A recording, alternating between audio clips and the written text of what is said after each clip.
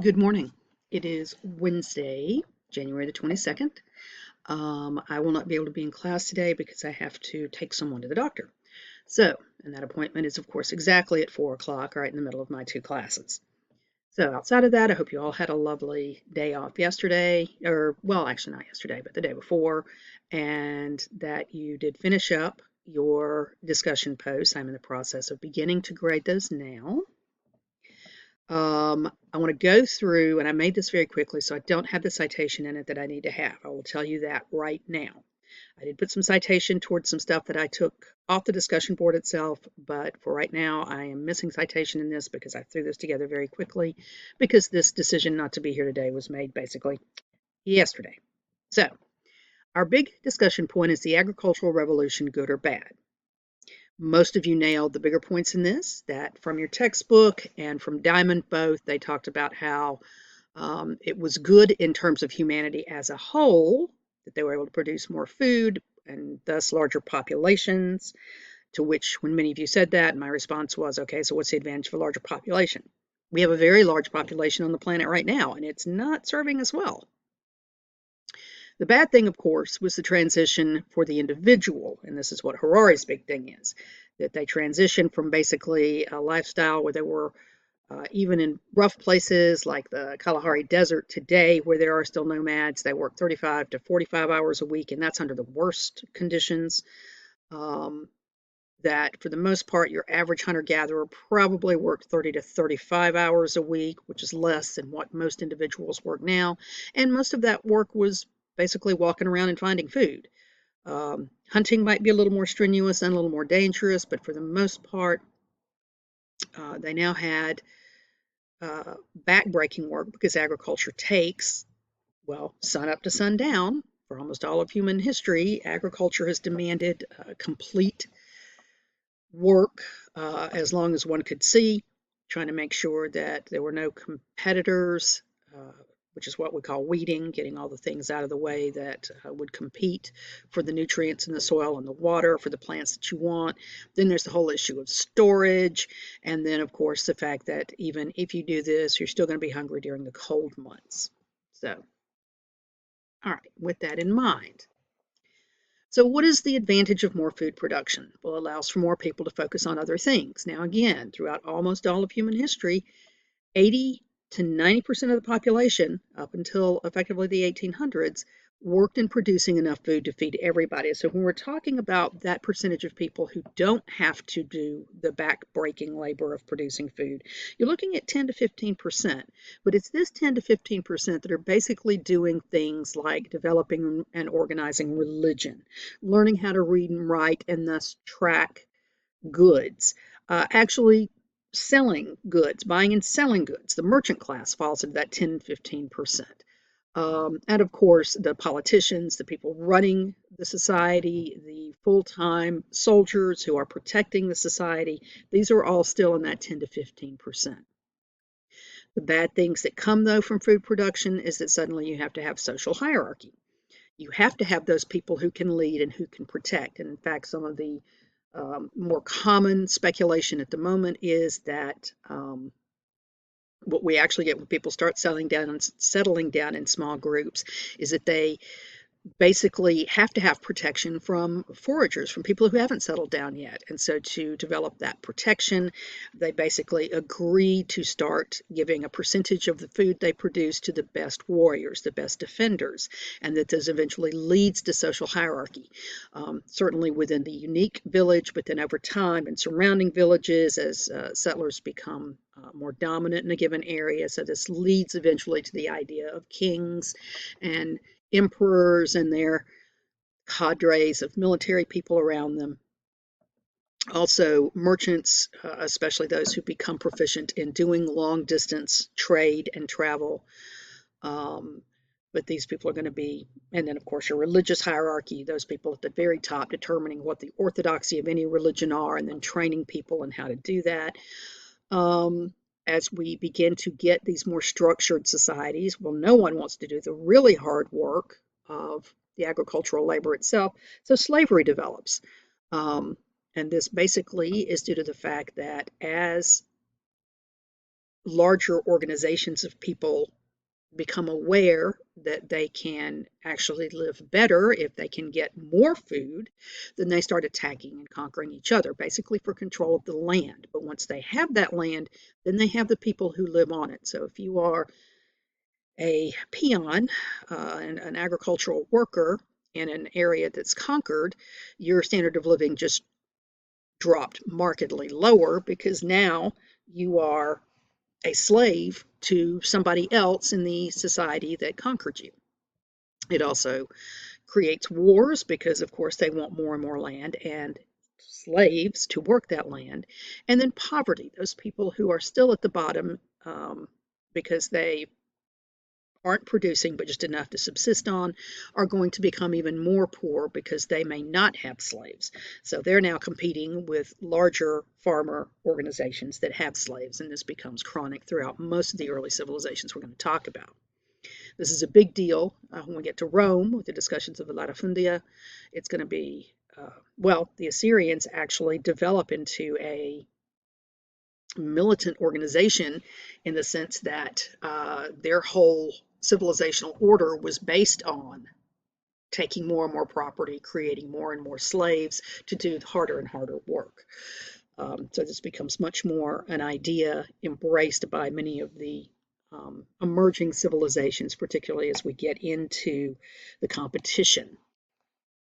All right, so the good settled households, which mean more children to help produce food, which basically means that the quality of life for children goes down because now the whole objective is to create more workers. If you don't have slaves, you try to have more children so that they can do the work. The bad is that with the production of more children, women's life expectancy is shortened. Harari does a really good thing talking about the cost of first becoming upright for women and then childbirth itself, and then also agriculture. Childbirth becomes and remains the leading cause of women's death up until again, well, actually, in this case, the late 1800s with the advent of certain types of medicine and the embracing of birth control, particularly in the Western world. In bad harvests, more people die, and usually the first targets of starvation are children. So while we have the good in the sense of more people, we have the bad in that the production of food for more people can become problematic. Diamond does a good discussion of the ecological destruction, climate change destruction. Some of you picked some really good multimedia components that talked about climate change caused by the settling down with agriculture and the domestication of animals. We also see the extinction of some animals and some plants as they become less necessary and more competitive. Hunter-gatherers themselves driven to extinction in most areas of the world. We still have hunter-gatherers today. In fact, recently, if you've been looking at your newsfeed, you know that they found a hunter-gatherer group in the Amazon. As I think Harari points out, actually, I know Harari points it out, there are still hunter-gatherers in the Kalahari Desert in Africa. There's still hunter-gatherers in other parts of the world. They are much smaller groups. They are not yet at extinction, and a lot of anthropologists try to target and study them to try to figure out how humans made this transition. There's also, as Diamond points out, the creation of many, many, many more diseases due to humans living with animals, in this case, often literally. I think he uses the example of people building actual homes in which the bottom floor is where the animals live, the stable area, with the floor above it being where the people live, which is incredibly unsanitary, of course. But it's through that that you get that transition of viruses from animals into humans. Also, if you're paying attention right now to the news, then you know that the, what is it, H2N1 bird flu is now on the rise in the United States, and there is concern about it transitioning to humans. There's been one death already, and I think that was in Louisiana. But this is a very real thing. This is part of how viruses travel. That's why we call it bird flu, and why we call it swine flu, and why we call it other things, because it transitions from animals to humans. This is pretty much where chicken pox came from. smallpox, all of these. Also, as Diamond points out, you get competition for more land, which leads to more wars and more violence and more institutionalized violence, the idea that certain types of violence are acceptable. Harari focuses more on the individual in his terms of what is bad, and that is going to be the loss of autonomy, the shift from relatively pleasant life of hunter-gatherers to much longer and harder working days for sedentary peoples, often with what we literally refer to as back-breaking problems. Um, I don't remember if it's Harari or Diamond. One of them talks about literally the change in the spinal curvature due to the move to agriculture. We also get the creation of social structures that benefit a few at the expense of the many.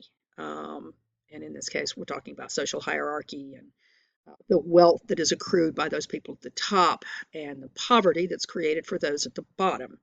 And then, of course, more danger to women because of childbirth. So overall, your bad here is the creation of patriarchy as well, speaking of the relegation of women to the household, the idea of tying them there, slavery, and overall inequality. And again, as I try to point out in the discussion, is there still issues we deal with today? So one of the things I asked you consistently was why? Why did humans do this? It is not in our nature at all to go from living a good life to a bad life overall.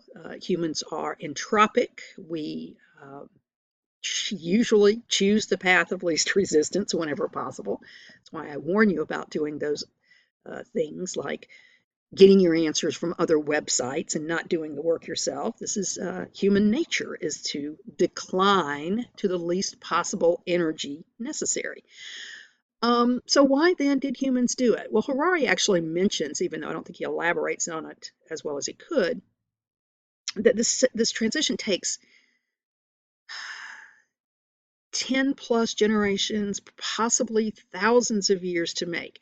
And as I pointed out, and I'm going to get that slide in just a minute, when Europeans arrived in the Western Hemisphere and encountered indigenous peoples here, many of them had originally been settled peoples.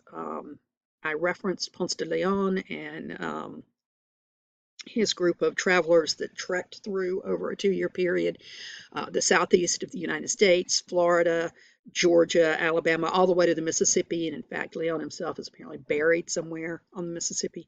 That these guys encountered many indigenous peoples who were fully settled. They lived permanently in villages where they produced agriculture. They had very ritualized structures. You can go back and actually find the primary sources from these guys, originally written in Spanish, now mostly translated into English and other languages.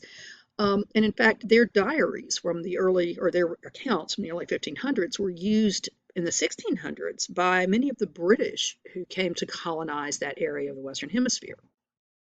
And of course, this is one of the first areas of documentation, as it were, of the devastation brought by European diseases, because literally 100 and some odd years later, not many, some odd years later, when the British start arriving looking for these documented villages that the Spanish explorers had left records of, they don't find them. They find that nature has reclaimed these. There may be remnants of them, and then in those remnants they find many, many skeletons that are not buried. They look like they died in horrific circumstances.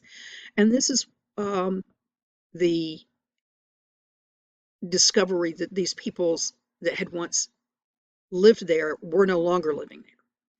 Disease had decimated them.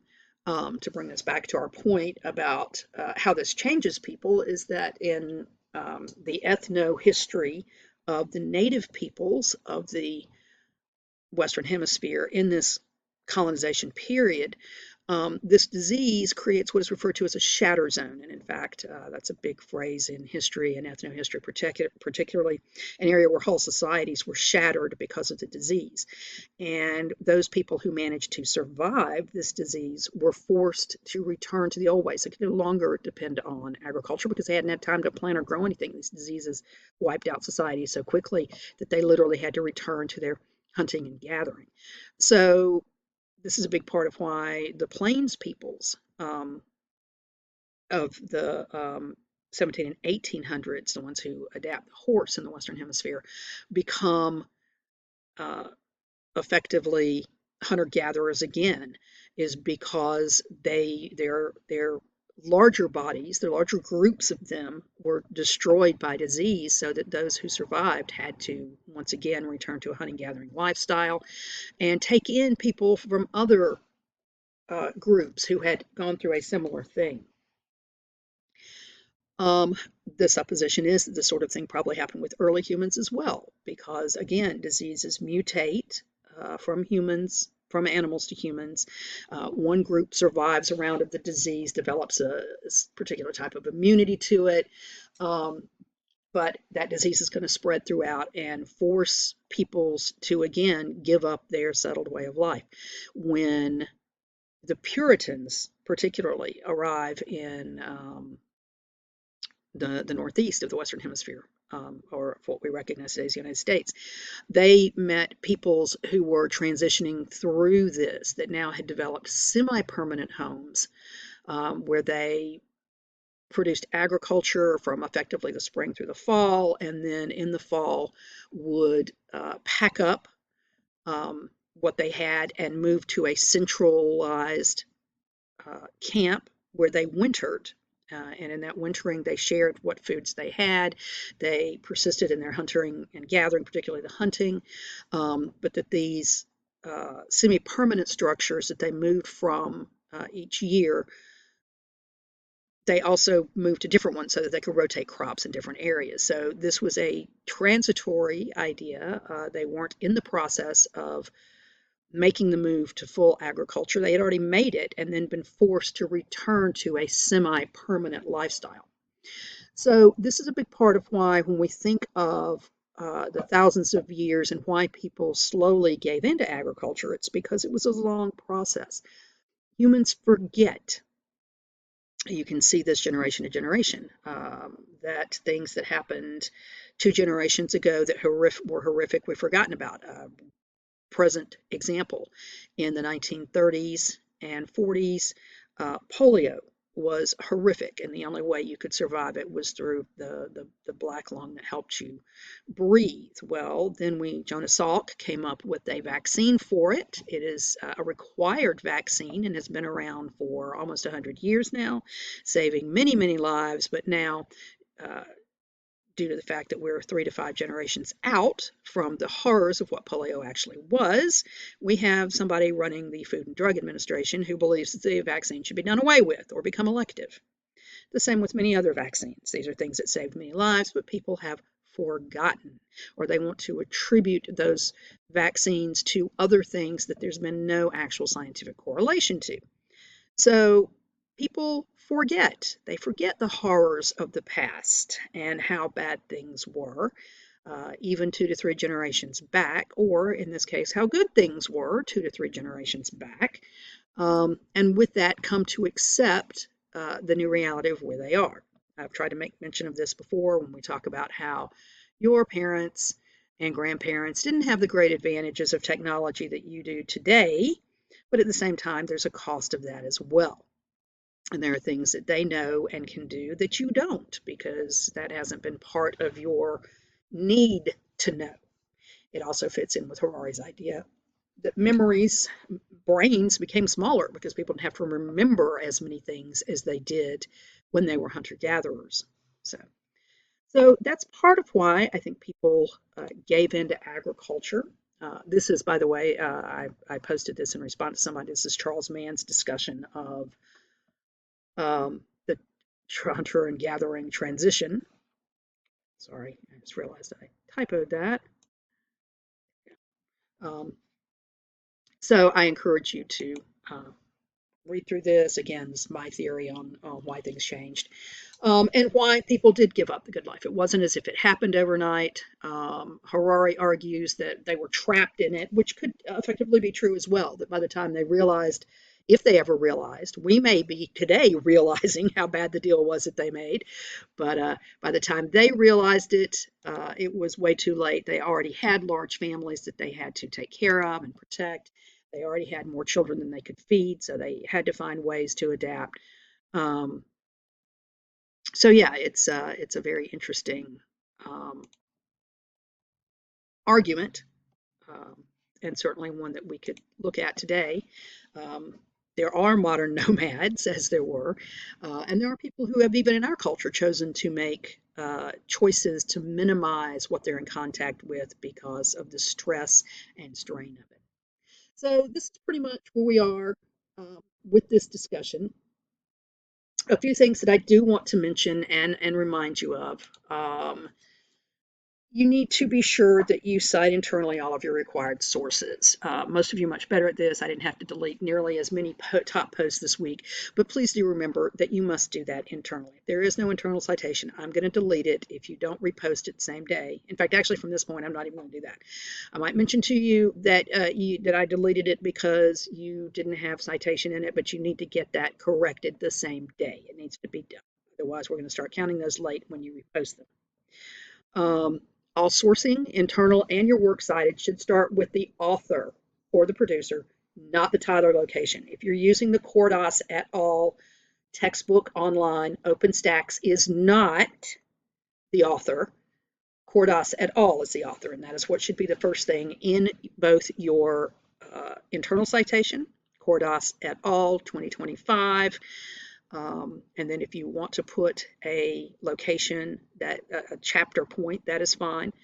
And then the works cited reference should be Cordas and comma the other chief editors comma then the book titled World Civilizations to 1400 2025 OpenStax comma openstax.org comma and then the actual web link.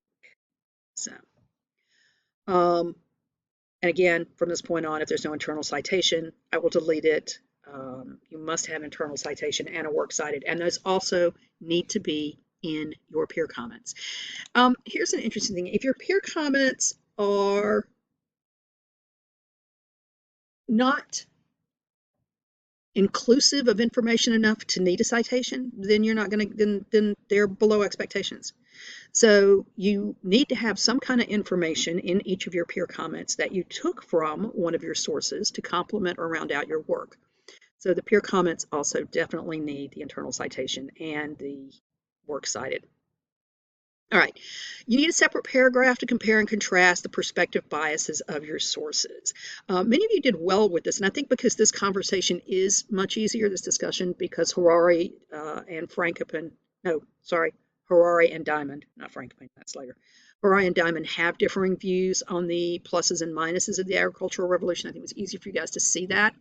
Also easier for you to see your textbook view, which many of you did nail pretty correctly. Your textbook takes the broad view, most of them take the broad view, that while there were disadvantages to the individual, overall, collectively for humanity, and since we're talking about civilizations, we're talking about humanity as a whole, the agricultural revolution was necessary. So most of you were better with that, but you want to kind of break that out as a separate paragraph because I'm really looking for that. That's getting its own grade under that critical thinking construct. The historiography here, this is an easy one for historiography as well, because Harari is bringing in a new interpretation. It's catching on. Like I said, some of you caught on to multimedias that had discussions of climate change and things like that. But this idea that agriculture was implicitly a good thing for humans is actually taking a hit now. Granted, it was good collectively and overall, but it did have downsides, as everything does. And this is a function of what we refer to as post-revisionism, this idea that nothing is ever absolutely good or absolutely bad. There are gradations within it all the way around. All right, other quick reminders, hints for future discussions.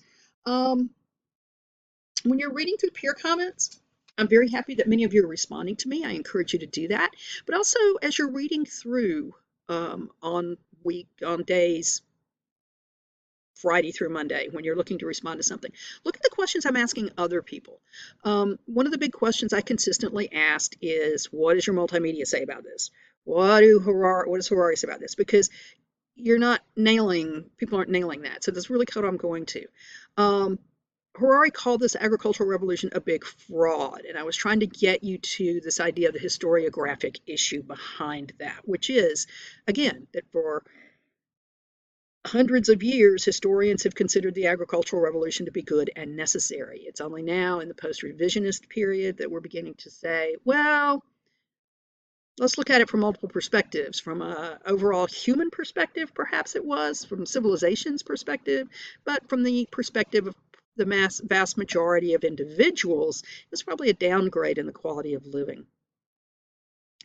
Answer my questions as thoroughly as you can. I appreciate those of you who actually break out the discussion by putting the question you're addressing before your answer, or who set it up in paragraphic points. I think that's very helpful organizationally. I think it keeps you from missing things. If you're doing it as a big broad essay, be sure to think about all of the questions and make sure that you're hitting them all. And read the required sources. A lot of you are still going off the reservation and reading other sources or other multimedia. I had a number of people who just did multimedias, and I'm like, okay, that's great, but you know what? You still have to have the other required sources. There's a reason that I'm asking you to read Harari and Diamond, and that's because I'm looking for specific ways for you to understand this concept of perspective. And like I said, in this particular discussion, it was pretty easy because Diamond and Harari have similar yet also very different points of view about the advantages of the agricultural revolution, as does your textbook. So yeah, read the required sources. Don't skip on that. If you're looking for citation, I am trying very hard to give it to you. Form for most of the citation is located in the syllabus. If not, if someone wants a specific correct form, email me and I will put out or remind me, and I will just do a specific, here's the style that I want for these. As a rule, well, okay, I'm going to take you back here.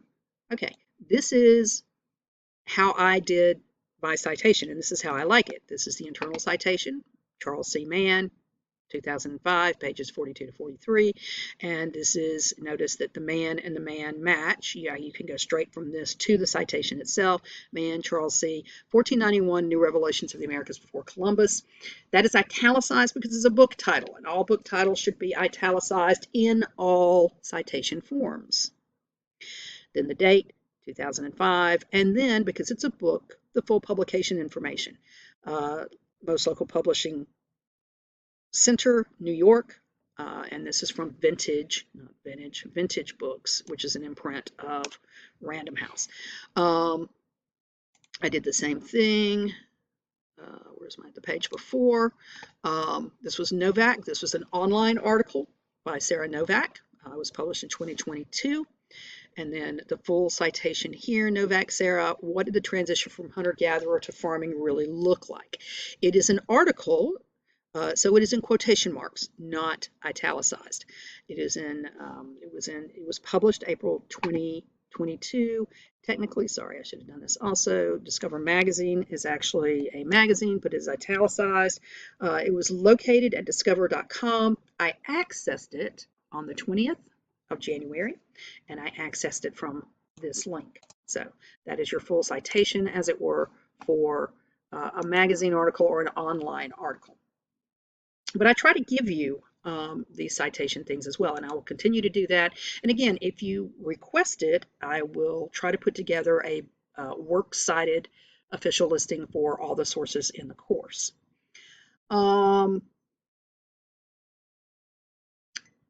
Again, a reminder, if you post late without emailing me beforehand to explain why, it's 10% per day up to Sunday, day 3, after which I will not accept it unless you have a valid reason.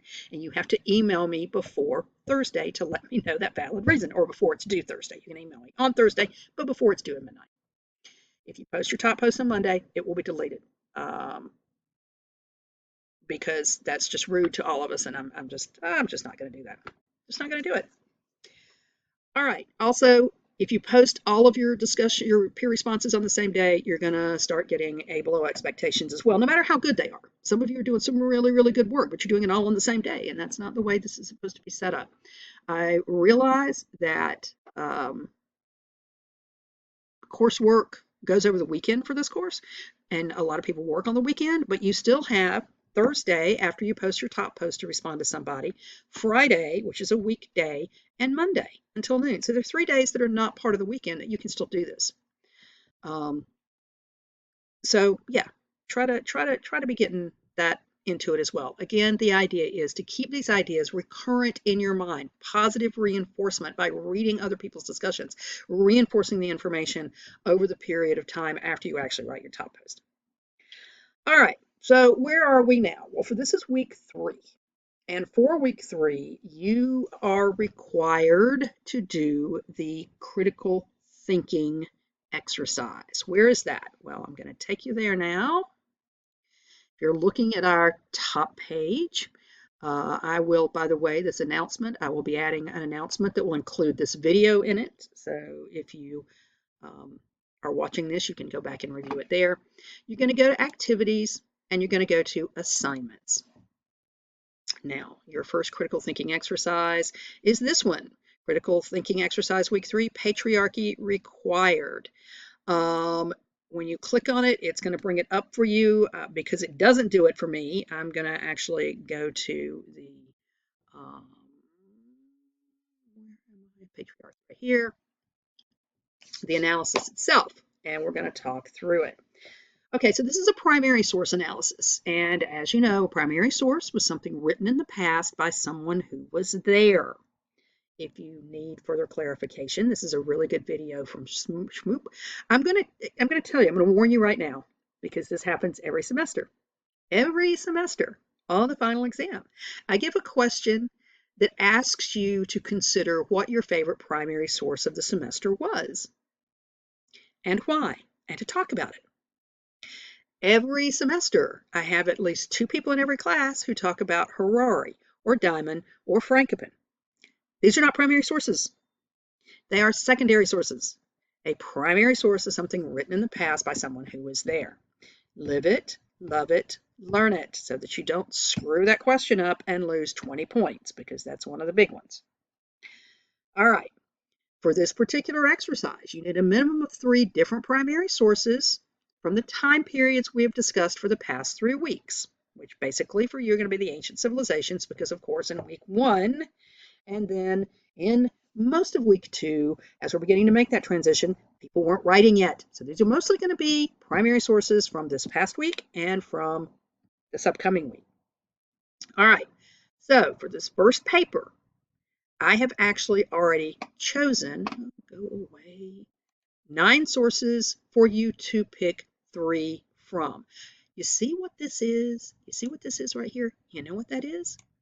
That's the full works cited citation.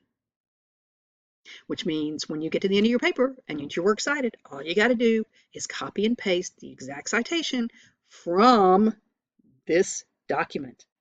See how easy that is? I would also, though, point out to you, as I just said, the way you're going to cite these internally is going to be a little different, because you're going to have, for many of them, anonymous as your writer, because we don't know who wrote it, and therefore it becomes anonymous. Thus, if you're citing this in your works cited, and let's say you're using a bunch of these, it's going to be anonymous, title, and then date, because you have to distinguish which one of the documents you're talking about. The only time you put the title in an internal citation is if you have multiple sources written by the same person, or attributed, in this case, to the same person being anonymous, right? In fact, almost all of these are, with the exception of Enheduanna, Hammurabi, Zarathustra. If you're using one of these 3, all you have to do is have the author and the approximate date. Okay, so you're going to pick 3 of those. In fact, before you do that, I actually encourage you to consider these other points first, like the questions, and then go back and read through some of these. Before analyzing your sources, please review the following videos about bias or perspective and how to find it in your sources. And these are very good. I like these sources a lot. What is historical thinking, bias in primary sources, how to identify it, how to analyze primary sources, making sense of sources. You don't have to watch all of them, but watch some of them. They are all going to give you similar information, just in different ways. All right. Then, okay, right here, you're going to have several, more than 3, at least. I can't remember how many other required sources you have for this week. I don't know if you've got both Harari and Diamond. I think you do.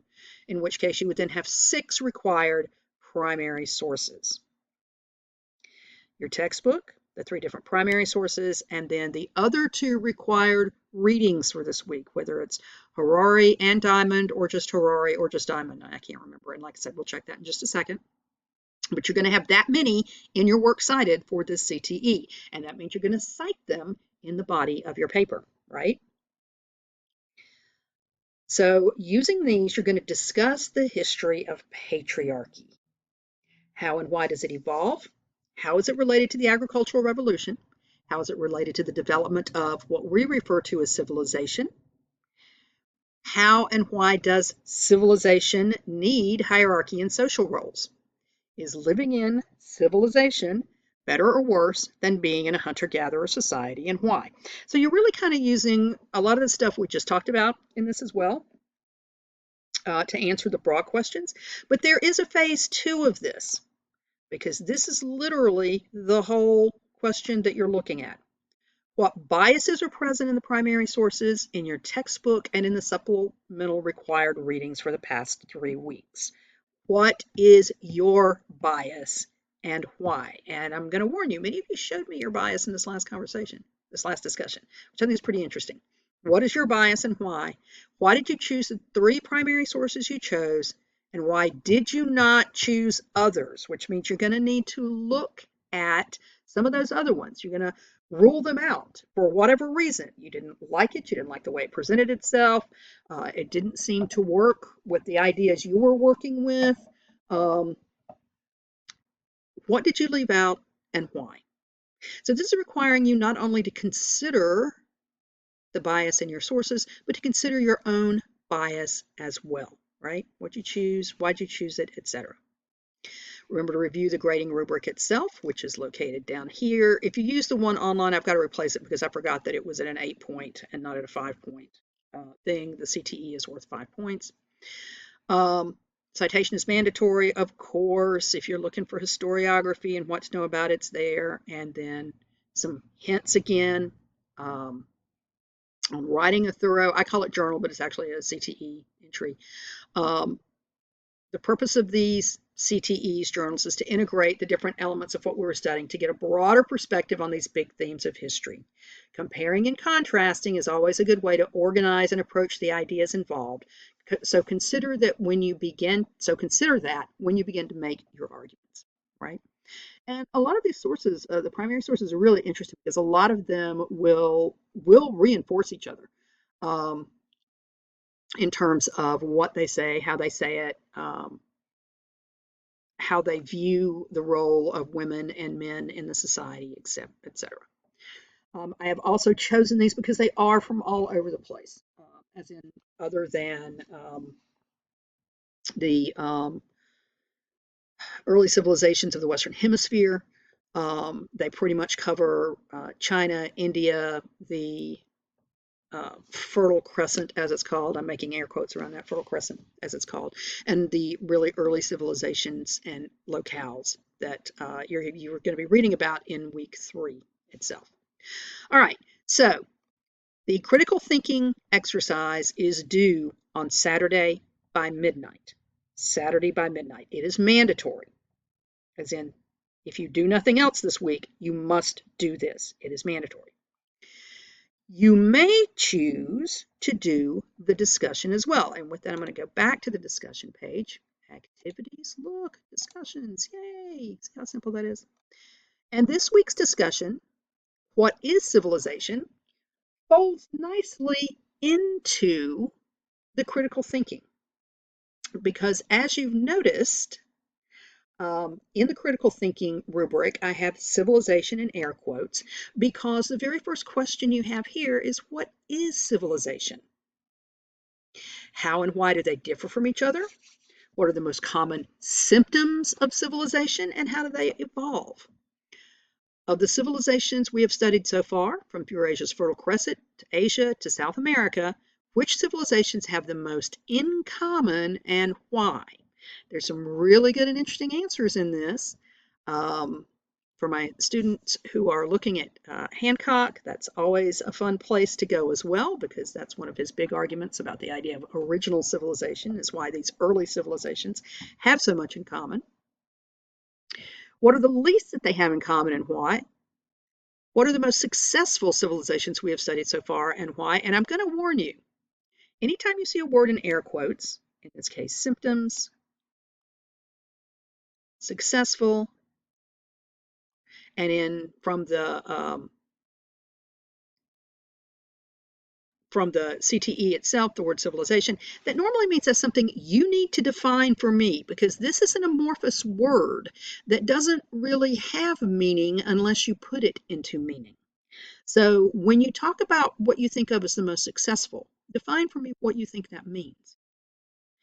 Is a successful civilization one that has treated its people well? Is it one that has lasted for a very long time? Is it one that is still formative to the way we see things today? And if so, why? How do you define successful? All right, so the required readings for this discussion and thus for the CTE are whichever one of these textbooks you have, those particular chapters. If you have Bentley, it's chapter 3. If you have Strayer and Nelson's, it's chapters 3 and 4. If you have von Sivers, it's chapters 3 and 4. If you have Cordas et al. At OpenStax, it's 3.4 and chapter 5. If you have Berger, it's chapters 3 and 4. And then Harari Part 2, the Agricultural Revolution. So you don't have Diamond this week, which means that in your works cited for your CTE, you must have a minimum of 5. You must have your 3 primary sources that you pick. You must have whichever one of these textbooks you're using, and you must have the Harari. You should also, if possible, use your multimedia, if at all possible. For the discussion, of course, you're going to have your textbook, Harari, and your multimedia. All right.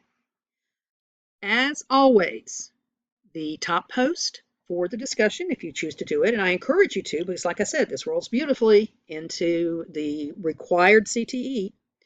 Your top post for it is due on Thursday night with 3 peer comments spread over 3 days between Thursday and Monday. Then the CTE itself is due on Saturday night. So if you choose to do both of these, and this is actually one I think of the easiest to do both of them for, because they do work together so well. I encourage you to do that. I'm going to start trying to get your discussion posts for week 2 back to you in the next couple of days. Again, I've been trying to make comments, particularly of things that are notable in the actual responses I give you, particularly if it's an issue of citation or leaving out sourcing and things like that. So if you're not responding to me, again, those grades are going to start beginning to go down, because if I've said to you several times now, where's your discussion of your multimedia, and it's not there, I shouldn't have to keep repeating that. That should be something that you begin to just do now, to just know now that we're in week 3. All right. Again, I apologize for not being in class today. I hope that this serves to answer your questions about what you're doing this week. If you have questions, please email me and I will respond to you individually, and or if enough of you have the same question, to you all as a whole in an email for the course. I look forward to seeing your CTEs this week, and I look forward to those of you who choose also, as I said, to do the discussion. As I said, I think this is a good week to do the discussion and the CTE because they're so similar and kind of roll together. I would also, though, remind you that week 4 next week, you will have due the topic for your final presentation paper. And that's presentation / paper, depending on which one you choose to do. So we're going to go over that on Monday as well, because it will be due the following Monday. All right, if you have questions, let me know.